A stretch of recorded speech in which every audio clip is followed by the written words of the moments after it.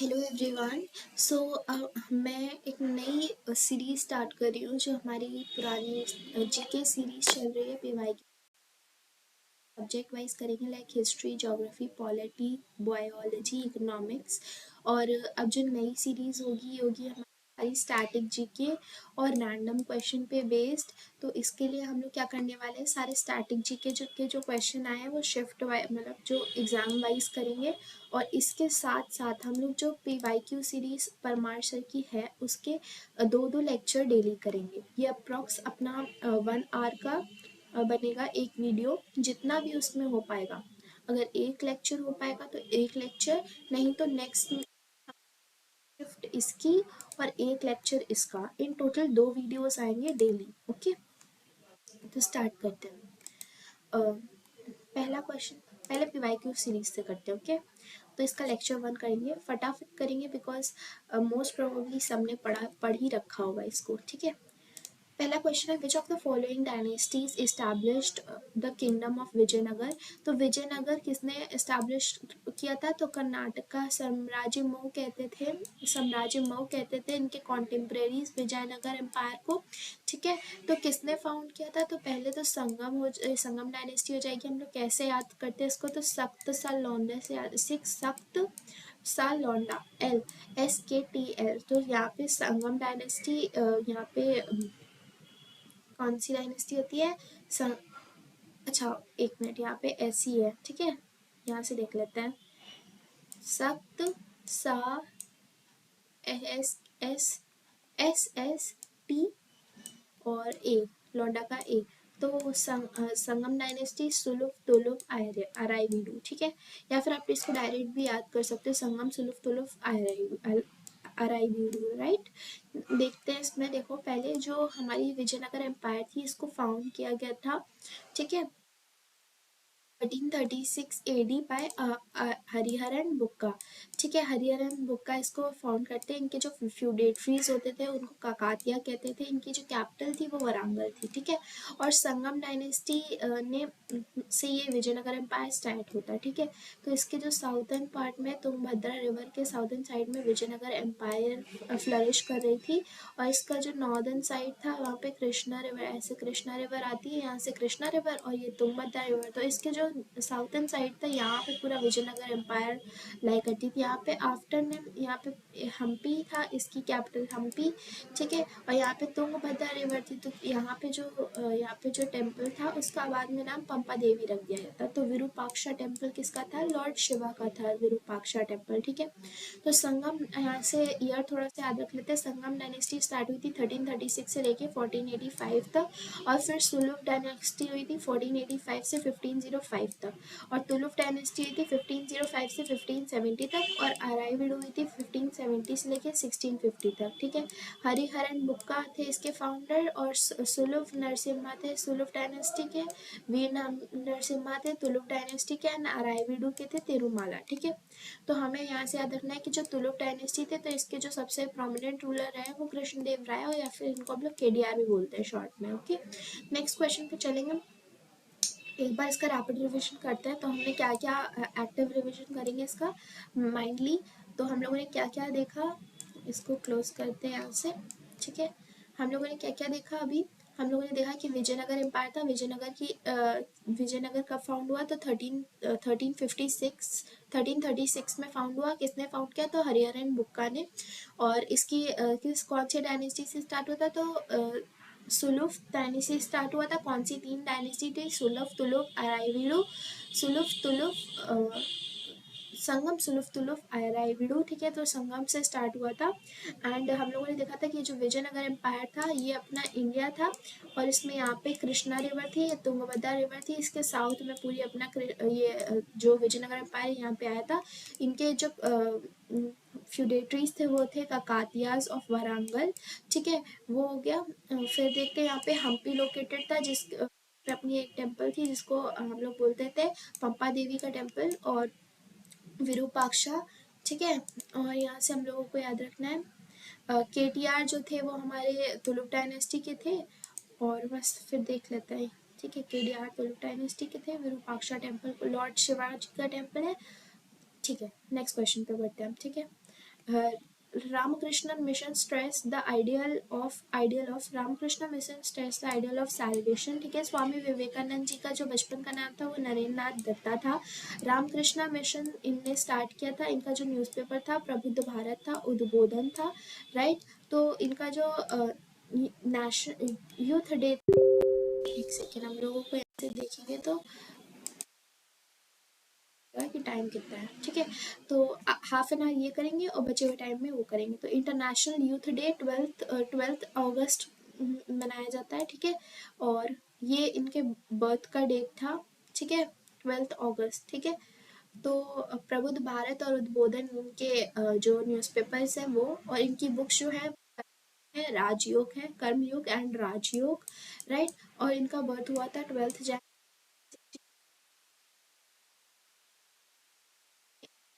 जो उनका बर्थ पे ही हम लोग नेशनल यूथ डे सेलिब्रेट करते हैं, और इंटरनेशनल यूथ डे अभी हम लोगों ने देखा 12 अगस्त को सेलिब्रेट करते हैं, ठीक है। और रामकृष्ण इन्होंने रामकृष्ण मिशन स्टार्ट किया था। इनकी न्यूज़पेपर प्रबुद्ध भारत और उद्बोधन था। इनका बुक का नाम कर्मयोग और राजयोग था, ठीक है। बर्थ हुआ था इनका 12 जनवरी 1863 में, डेथ हुई थी 4 जुलाई 1902 में। इन 1893 इनने एक शिकागो कॉन्फ्रेंस की थी। स्वामी विवेकानंद जो है उनका रॉक मेमोरियल है तमिलनाडु में। नेक्स्ट है जो बेलूर मठ इनने एस्टैब्लिश किया था वो 1897 में 1 मई में किया था। राम कृष्ण परमहंस इनके गुरुजी का नाम था, राइट। नेक्स्ट क्वेश्चन पे चलते हैं।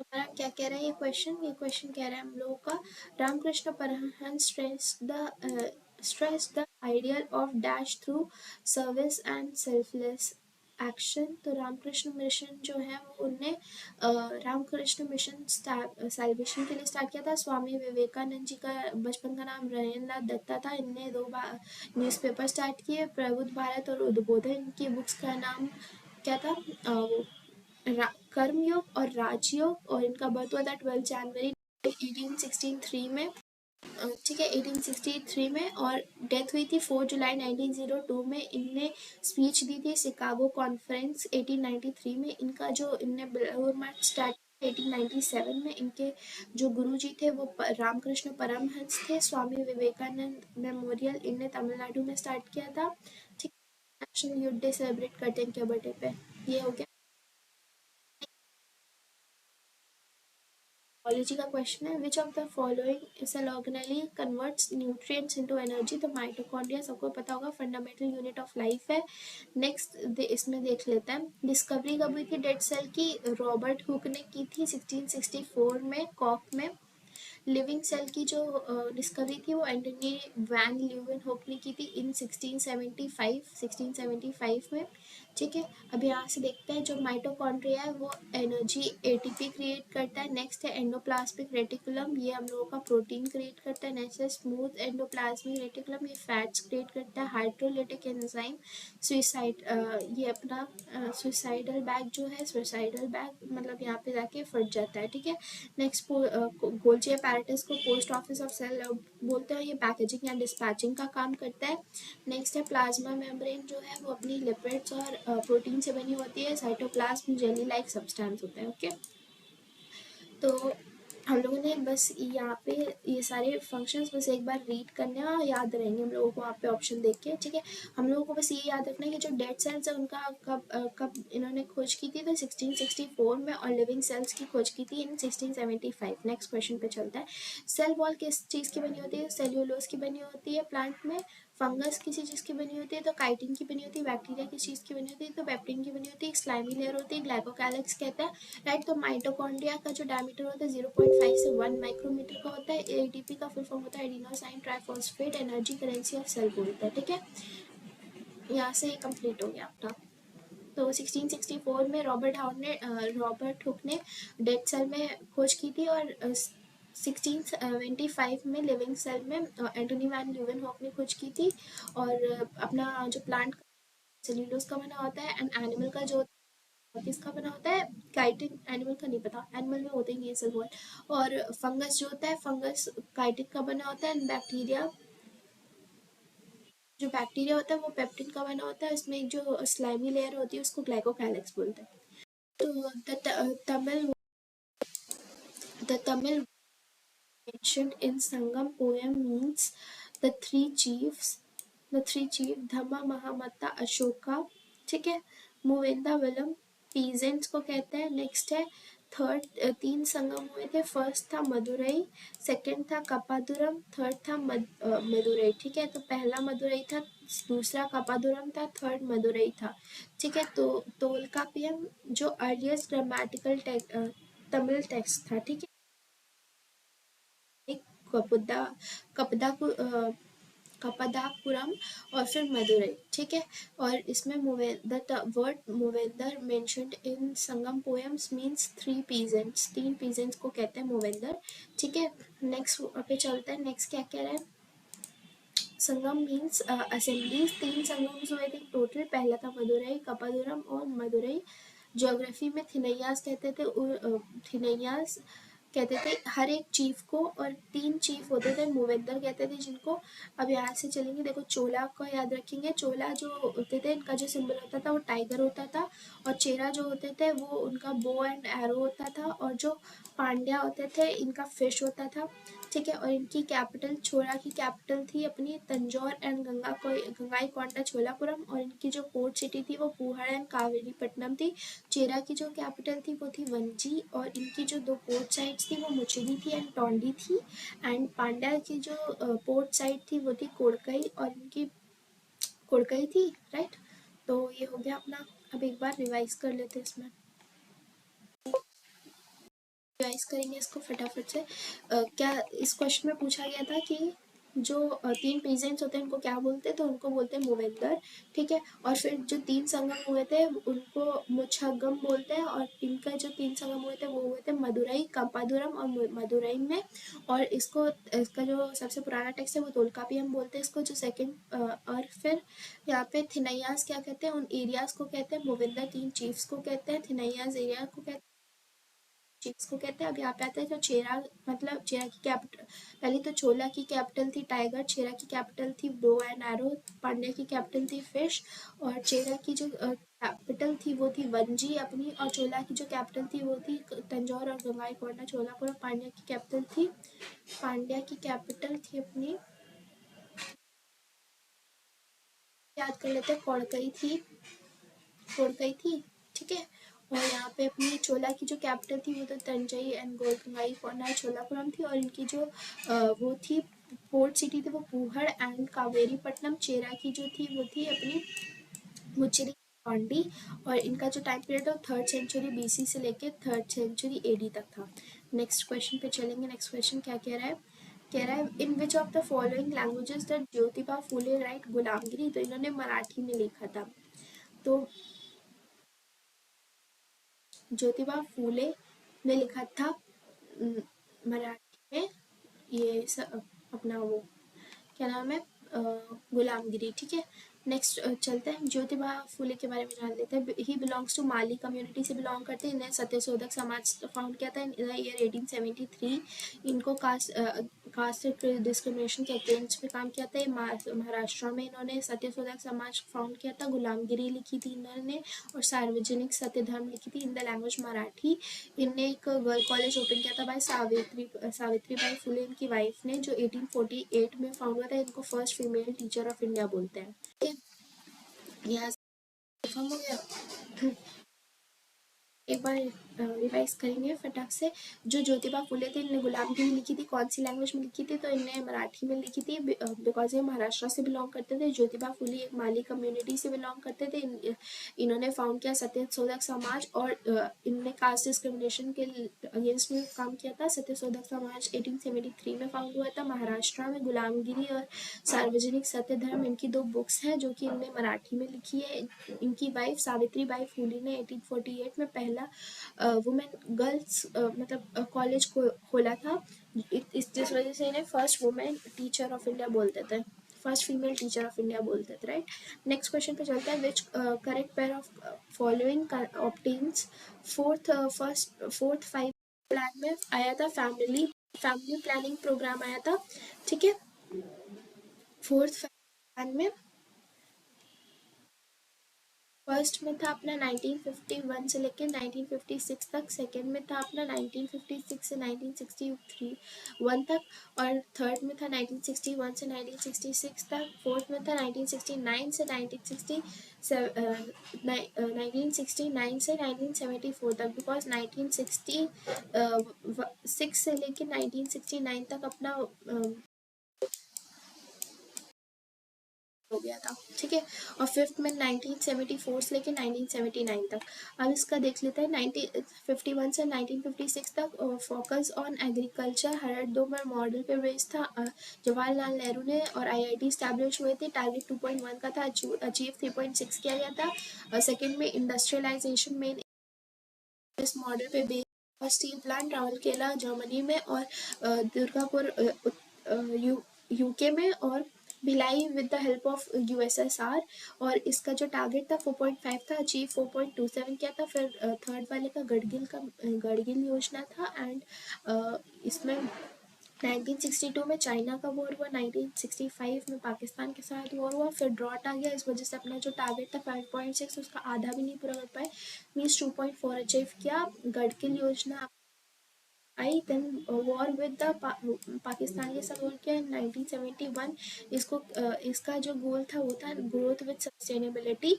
और फिर जो हमारा फिफ्थ वाला था उसमें था बेस्ड ऑन डीपी धर मॉडल पे बेस्ड था। 20 पॉइंट प्रोग्राम लॉन्च हुआ था फिफ्थ में, कैसे आप देखेंगे 20 वाला, ठीक है। और फिर गरीबी हटाओ इसका एक था, ठीक है। और यहाँ पे कॉन्सेप्ट लिया गया था यूएसएसआर से 5 ईयर प्लान का, और 20 ईयर प्लान का पर्सपेक्टिव प्लान भी लिया गया था यूएसएसआर से, ठीक है। अब इसको क्या करेंगे, एक बार रिवाइज करेंगे। और ये देखो इसमें पूछ रहा है कि जो हमारा फैमिली प्लान इनमें से कौन सी चीज़ सही है। तो सेकंड में एग्रीकल्चर नहीं था, फर्स्ट में था। और थर्ड में इंडस्ट्रियलाइजेशन नहीं, सेकंड में था। फर्स्ट में महालनोबिस नहीं, सेकंड में था। और फोर्थ 5 ईयर प्लान में हमारा फैमिली प्लानिंग प्रोग्राम आया था। फोर्थ में फैमिली प्लानिंग प्रोग्राम आया था, ग्रोथ विद सस्टेनेबिलिटी था।